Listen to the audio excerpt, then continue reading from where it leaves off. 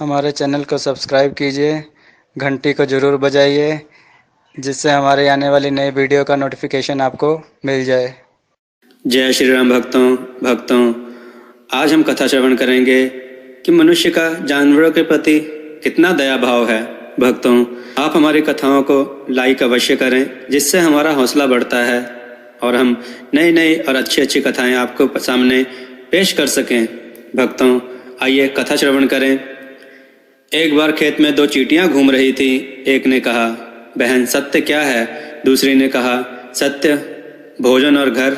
उसी समय एक मधुमक्खी ने सरसों के विशाल दूर दूर तक फैले खेत को देखा। क्षितिज तक फूल ही फूल खिले हुए थे। दो आदमी उस खेत में घूम रहे थे।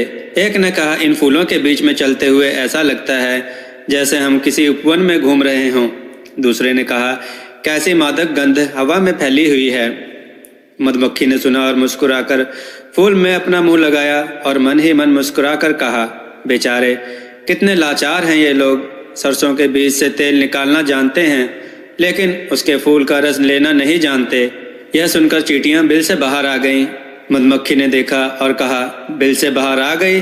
फागुन ने हवा में मस्ती भरी, चैत ने कोयल के स्वर गुंजाए और कुछ दिन बाद सैकड़ों मधुमक्खियों ने असंख्य फूलों का शहद ला लाकर पीपल के तने पर एक बड़ा सा छत्ता लगा दिया।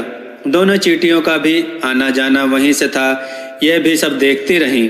फसल काटकर वे ही दोनों आदमी उसी पीपल के नीचे बैठे और ऊपर को नजर पड़ी तो एक ने कहा, अरे क्या जोर का छत्ता लगाया है मधुमक्खियों ने। खूब मिलकर काम करती हैं ये, अपने खाने का इंतजाम भी खूब करती हैं। दूसरे ने कहा, आज रात को अपना कंबल देना मुझे थोड़ी देर को, मैं इसको तोड़ूंगा।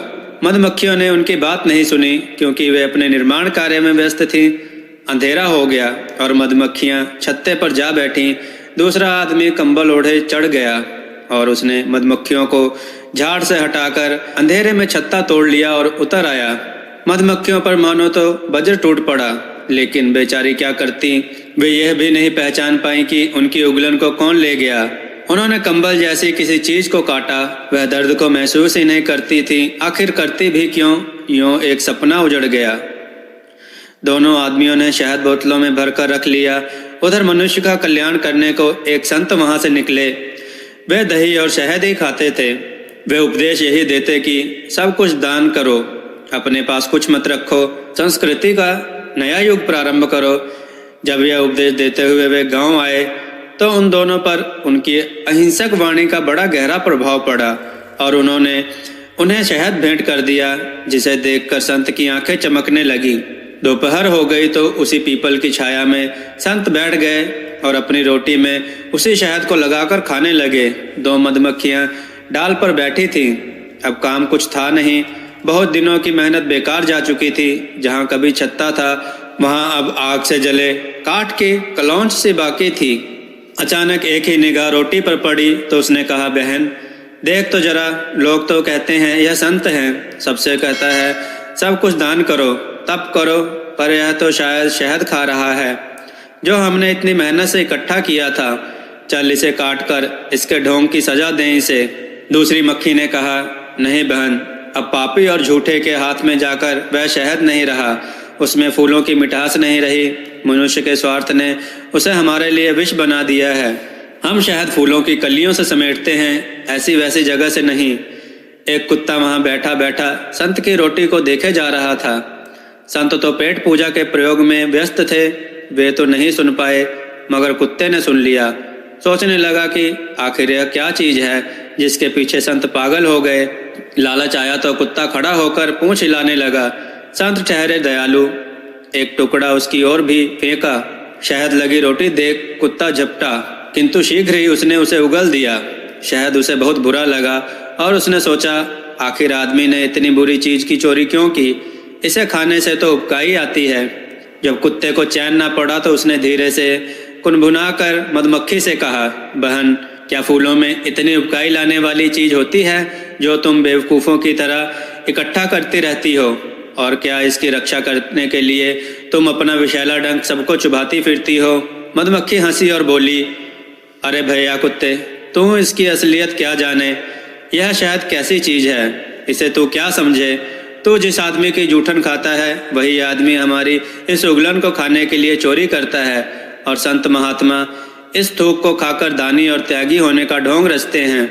तू तो सिर्फ रोटी चबा, तू शहद को क्या समझता है। कुत्ता मन ही मन आदमी के बारे में चक्कर में पड़ गया और सोचने लगा, लोग कहते हैं कि मैं जूठा खाता हूँ, तो क्या यह आदमी भी तो जूठन खाता है। थोड़ी देर में संत खा पी चुके और उपदेश सुनने वाले इकट्ठे हो गए। तब संत ने कहा, अपना सब कुछ दान कर दो, मधुमक्खियों की तरह सुंदरता से शहद निकालना सीखो, जैसे वे फूलों से शहद निकालती हैं, और मनुष्य के समाज को मिठास दो, और कुत्ते की तरह निर्लोभी रहो, जो मिठास होने पर भी शहद नहीं चाहता। इस प्रवचन को सुनकर मधुमक्खियां मनुष्य का गुणगान करती हुई उड़ गई और कुत्ता पहले से भी अधिक मनुष्य का भक्त हो गया। तब दूसरी चींटी ने पहली चींटी से कहा, बचकर चल, संत को इतना समय नहीं कि हमें देखकर बचकर निकले, सारा सत्य यहीं धरा रह जाएगा। उस दिन से लोक में यह प्रचलित हो गया कि मक्खियां इसलिए बनी हैं कि आदमी के लिए शहद इकट्ठा किया करें, और कुत्ता इसलिए पैदा हुआ है कि आदमी की सेवा किया करे। एक बार मधुमक्खियों ने निर्णय किया कि अब की बार जब वह चोरी करने आए तो उसे रोका जाए, क्योंकि चोरी को ही न्याय संगत समझने के कारण वह घबरा रहा है। और कुत्ते ने सोचा कि मेरी दास्तां ने इस आदमी को अहंकार में डाल दिया है, अतः मुझे इसका यह दंभ भी मिटाना चाहिए। जब आदमी छत्ता तोड़ने गया तो मधुमक्खियों ने काट लिया और कुत्ते ने बगावत कर दी।